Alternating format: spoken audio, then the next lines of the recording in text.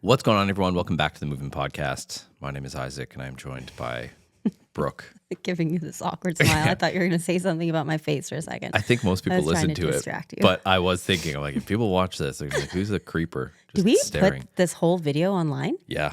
What? Well, it cuts though. So like, if you're talking, it goes to you. If I'm Yeah. talking, it goes to me. But every once in a while, we'll just be like, ooh. For some reason, I didn't think that was a thing. I'll have to Yeah. make sure I'm a little bit more. Yeah. Presentable. Composed. I Yeah. was. And not. We've had some people message us. Really? Like, no. Could you imagine? Brooke looks like trash. Isaac looks homeless today. Anyways, today we're going to talk about a fun topic, but it's also pretty serious as well. It's pretty serious. It is. And it's we're going to be sharing 2 to 3 things each that we wish people knew about, like fitness, nutrition, lifestyle, before they get into this whole bit. So what I mean by that is every once in a while, we'll have someone that's been working out with us for like years. And then it'll be like a year later and they're like, oh my gosh, I wish I would have known this sooner. Or I wish I would have realized this sooner in my journey. So we're going to try to give people shortcuts to not make the mistakes we've made or something. Hindsight is 2020, right? But I think you can still really, really hone in on the things that you wish you did. Yeah. Didn't Yeah. so many years ago. So I don't know yours. And I don't know yours. And you don't know mine. So who wants to go first? You can. Okay. Okay, so this is one I feel like I always kind of knew, and I still fall victim to it. And it's really Will that kind of brought this to light. And I feel like he brings a lot of these ones to light. He's Fitness Gandhi. Yeah. Well, But it's wisdom. You don't need to be sore to be making progress. So soreness doesn't necessarily mean like you had a really good workout. Can you repeat that for the people in the back? Soreness doesn't mean you had a really good workout. And I know I fall victim to this still, where it's like, ooh, I'm really sore the next day. Like it's it can feel nice to be sore every once in a while. For sure. And I know if you're new and you're listening to this, you're like, no, absolutely not. But when you've been in the game for a long time, if you're super consistent, you actually find that you're not that sore very often. Yeah. Other than maybe Bulgarian split squat days. Every Bulgarian split squat day. Yeah. So when you are sore, you're like, oh, I forgot about this. Or you're like, yeah, I'm hitting it. I definitely hit the spot. Yes, Yeah. but soreness does not equate to effectiveness. Obviously, progress comes from consistency and progressive overload. So if you're not sore after every single workout, it doesn't necessarily mean that you're not making progress in the gym. So I think that's a really, really important one that I hope all people know. If you're new, you're going to be sore regardless, pretty much. But if you've been in the game for a little bit, don't necessarily be chasing that soreness demon. I'm going to add on to that.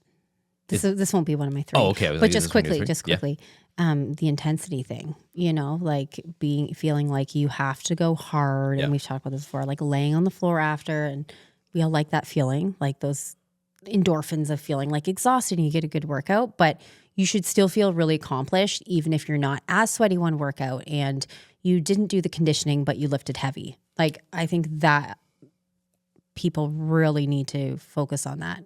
I thought that was going to be one of yours. I was Well, thinking it like is. It's intensity. my 4th one now. Yeah. Okay, what's your first one? So working with, a lot of women, I think this is something that more women are coming around to now. And it's a lot more talked about on social media now that we have social media and, everyone's out there, but that lifting heavy will not get you bulky. It's not possible. No one's even gaining muscle by accident, really. Like you got to work for it. You're not going to turn into the Hulk or some, there will be people that say like, oh, I gain muscle or I get really puffy or I gain muscle fast. I wish. Yeah. So lifting heavy, unless you are intentionally lifting very heavy, and the surplus of food that you would have to eat, the amount of protein that you'd have to eat to get bulky from muscle is just not realistic for 99% of the population. Like you have to try pretty hard. So I just think that women can or have maybe shied away from like lifting heavy because they feel like they're going to bulk up fast. Not true.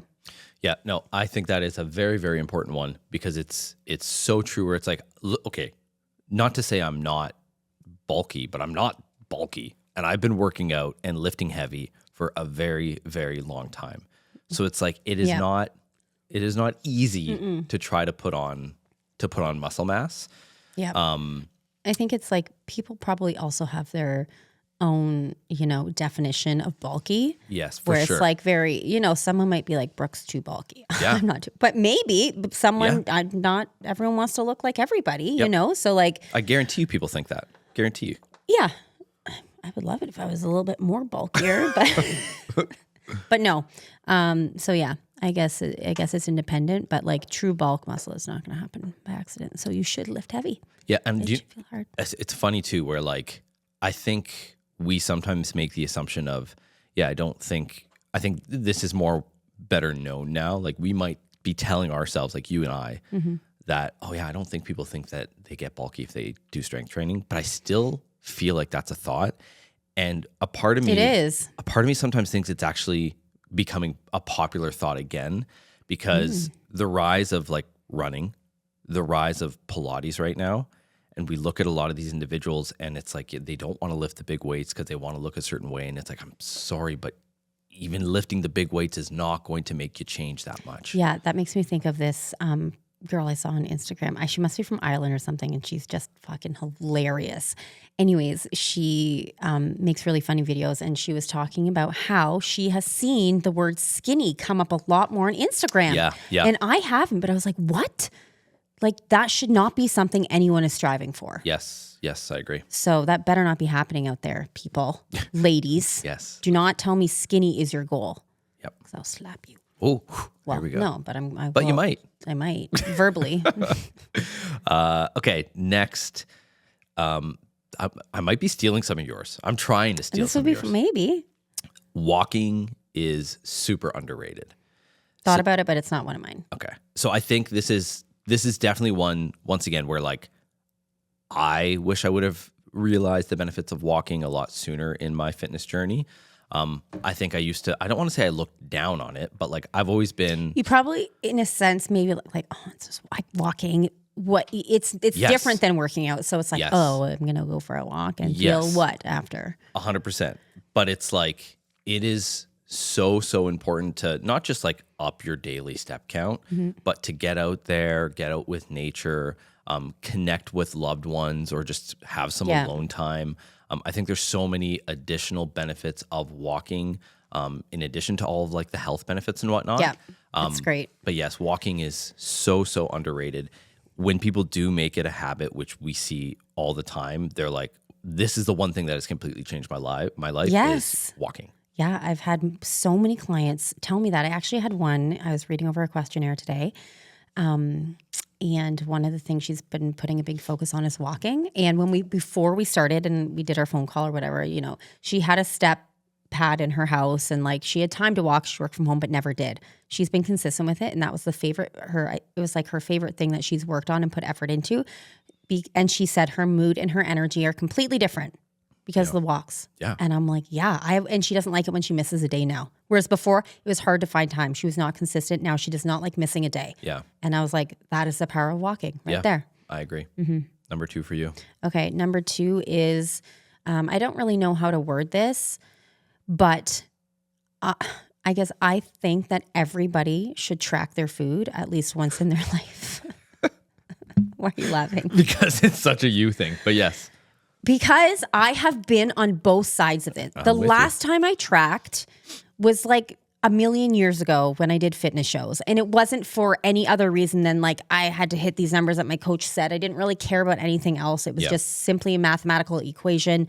I didn't even care how I felt. I wasn't thinking about that. I just need to hit these numbers. And then I didn't do it for like 10, 15 years. I never wanted to. And then I remember when I was like, I'm going to do it. And it was the September after we got back from our big trip out west. I was just feeling like, ugh. I'm like, I really need to dial it in. Haven't turned back since because it was an absolute game changer. My physique changed. And from then, the amount of protein that I've been consuming, it was such a powerful tool. And, we're not going to go on and on about this, the nuance of tracking and all the different things around it. But when you can use it as a good tool and bring awareness, and I see it too, because I work with my clients and we don't use it as it's not a crutch, but it's a tool. And it's so good. I am. Whether that be for, I think it should be at least for 4, 6, 8 weeks, 12 weeks and consistently. But like your nutrition and your physique will change. I 100% agree with you. Okay, good. And I mean, we talk about this all the time. I don't think people need to track forever. Nope. I really don't think that's the case.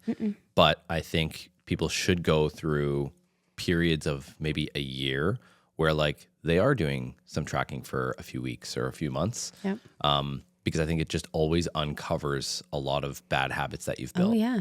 I talk about it all the time. And I think it's like, okay, so when people think they're tracking, they're like, okay, I got to cut out this. I got to cut out this. I got to cut out this. But like realistically, when you track, you actually have a lot more flexibility. So I always bring up the example of like a granola bar. So if I'm like trying to get race ready and maybe I want to lose like a pound or two, I keep it really simple and I just don't have a granola bar at lunch. Like that's it. Like another example of like, having that healthy oatmeal bowl for breakfast. Yeah. Did you not realize it was 800 calories until you plugged it into FitPal? Yeah, Because exactly. like, whoa. Yes. Yeah, really powerful. I think everyone should do it at least once. That's a good one. It kind of relates to my third one a little bit, but not really, which it's not really like your workouts or your nutrition Monday to Friday. That's the problem. It's probably your weekends. I think if people really dive deep and look at like truly be honest with themselves, the weekends is usually where we really suffer. And maybe this is just me talking to myself. But I really wish I knew sooner or just can constantly remind myself to just be very mindful on the weekends. It doesn't mean we're going to be the no fun police, but it does mean like, okay, am I still making sure I'm prioritizing protein on Friday night, Saturday, and Sunday? Am I still having complete meals? Am I eating enough vegetables? Am I drinking enough water? Am I moving enough? Yep. We want that to be like a natural recovery point in your week, but it doesn't necessarily mean you just binge watch whatever, Love Island. You have to have structure. And I think that's a really great one. And I feel like I'm always saying, I talk to my clients, but this is what I do, right? Yeah. So like I was talking to my clients literally about this yesterday, about going into the weekends. And I said, we can be realistic and say that the flow of our weekends look different. The energy's different. It's a little bit more relaxed. I also think we're just, if you work on Monday to Friday, we're just programmed to think like, Saturday, Sunday, chill, like sleep in, do all things. But it's like your weekends can look different, but your weekends should still be consistent. So if it's not going to look like your Monday to Friday, like what non-negotiables can you bring in there? Maybe your breakfast is at 9 instead of 7, but it's still high protein. Maybe you're still getting in your water, or your walk is at, after dinner instead of like midday on your lunch break, right? So it's like figuring out how you can fit in those priorities Monday to Friday on Saturday, even if it looks different. And if your Saturday and Sunday, they can still be successful, even if they look different from Monday to Friday, but you still have to incorporate all those things. You can't just be on holiday. Yeah. You can't check out. You can't. Yep. That's the reality. Yep. So weekends. I wish I really would have known the importance of weekends. It makes up over 20% of our week, right? So just be mindful. Last one for you. Yeah. And this is, I feel like I've known this for a while, but especially like since starting movement and like maybe having our thing, that community is going to pull you and push you so far than you ever thought. I think going into the fitness journey, a lot of people secretly want to do it on their own to start, at least, right? Because they don't feel comfortable. But just seeing the power of community in our gym, in our classes, in our like the run clubs and the ladies class and the yard work that's coming about, it's just, it brings out what people can't always bring out in themselves and gives you the best feeling. Like even just me coaching the classes, not even doing them, it's like I'm on a high after. And I've just seen relationships that are built.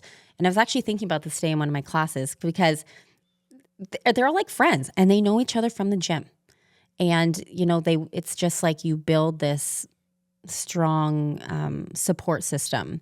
And I just think that's really important. And people should lean into that and not feel like they have to be alone, even if they're uncomfortable. If you're in the right place, you can be at your lowest moment and feel so supported. Yes, for sure. So I think, community should be leaned into and not feel like you have to do it alone or be at a certain place until you get there. Because, what's the saying? Like you don't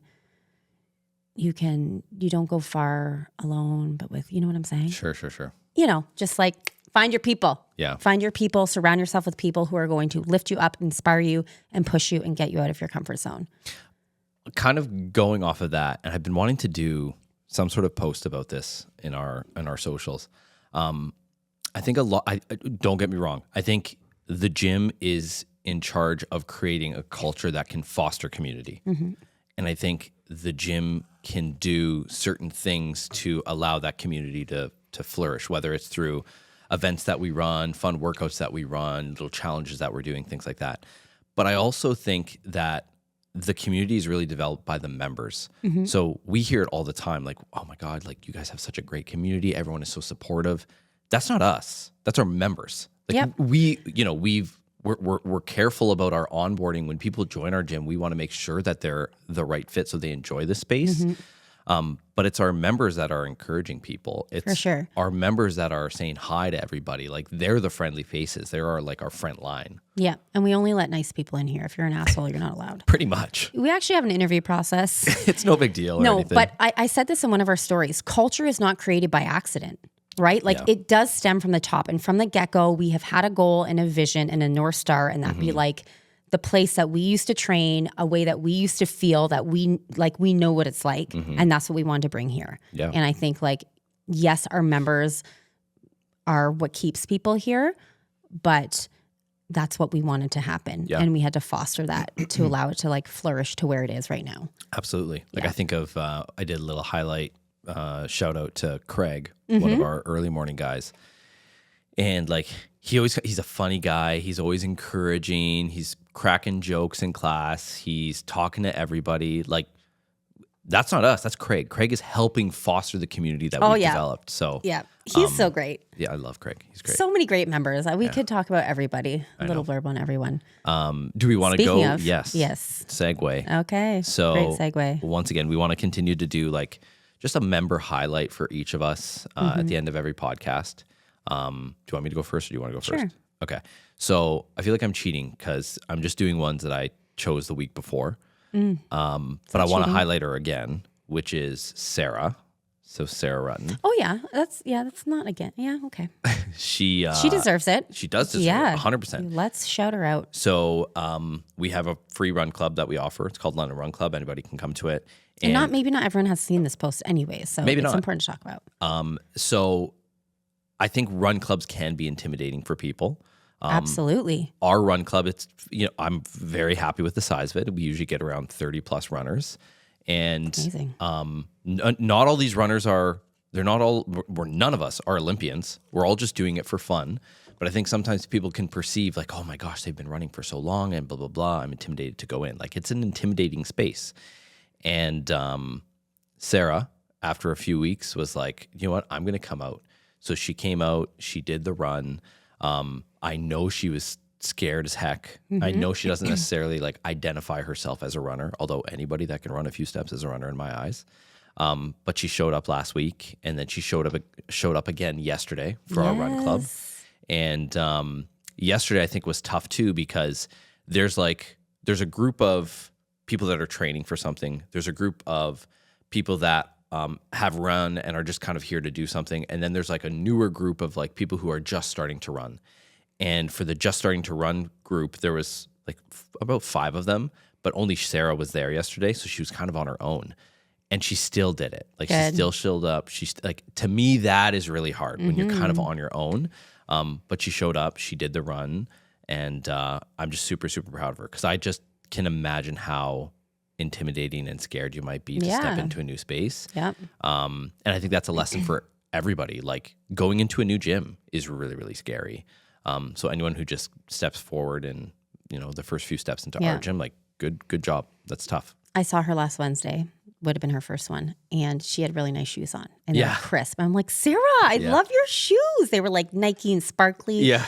Yeah, they were a little bedazzled. Yeah. I so was cute. Oh, those are so nice. She's like, yeah, I got them for run club. I'm going to run club tonight. Yeah, love her. And I'm like, well, they're definitely going to make you faster, because those were really nice shoes. And then I saw her and she said it was great. I'm like, you going again? She's like, yep. I'm like, that a girl? I'm like, that first one, that's the hardest one. And then you're like, okay, I can do this. For sure. Okay, so my person is Leanne. Clutton. Clutton. Oh, Yeah, gotta love her. I call her the 5:15 captain. She's team captain of the morning crew. Yeah. She shows up every 5:15, and she's funny. She's encouraging. She can work with everyone. She makes everybody feel welcome. Again, just another somebody who is so great to have in the community. And, she could probably coach a class if I wasn't there. I felt like, I'm like, hey, we should just give you a key in case I'm running late. I'm not, but you know what I mean? Like she's a leader, and she's so kind. And it's sometimes you just need, and everybody is, like I said, we could shout out everyone, but sometimes you just need someone who's a little bit more vocal, who's going to say something that makes you feel at ease, or get you to push it a little bit more. So I want to shout out Nicole, Leanne. Yeah. I think that's a good one. And hold on, I just want to say one more thing about her. Sure. She's been sick and she never misses a gym. So she's always at my 5:15 and every other. And if she's not there, I'm messaging her like, yo, where are you? Because this is not like her. And she wasn't there last Thursday, and she had this stomach flu bug go through her house. And then she has something else going on. She's like, but I'm here because I can't not. Like she shows up. If she's not there, call an ambulance. Yeah, because what's going on? She's not good. Yeah. I'll coach a 5:15 every once in a while to cover. And it's like a running joke between her and I, where wherever she sees me, she's like, oh man, if I see you, that means I'm not going to see your wife, because Caitlin used to do the 5:15s. Oh, yeah. And I'm like, well, thanks, but clearly you don't like me. You'd rather see Caitlin. And then the other thing I was thinking too, so if I had to cover a class now and then Caitlin goes into labor or something, I'm like, I always just think like worst case scenario is like, okay, so if I'm here and I have to leave and there's no other coach here, I'm like, Leanne. I would just be like, okay, it's 5:15. Hey, Leanne, seriously, you're in charge. Everyone listen to Leanne. She's got that authoritative, friendly presence. I would be confident with her running the class. Yeah. Well, I'm going to ask her about next hiring. Yes. Blitz. And she's strong AF. She is. My gosh. Strong. Yeah. Her give you a run for your money. Her trap bar deadlifts, her bench. I saw her bench numbers. This was like the last cycle. I'm like, she could bench press you for sure. 1,000%. Yeah. She can bench press me for reps for sure. Mm-hmm. Me and you, one of us in either of her hands. Yeah, she's great. Love her. Love it. Any other thoughts, questions, concerns before we end? How are we for time? We need to be done. Oh, yep. We need to be done. Okay. Well, thank you for taking time. Yep. Bye. Bye. Guys.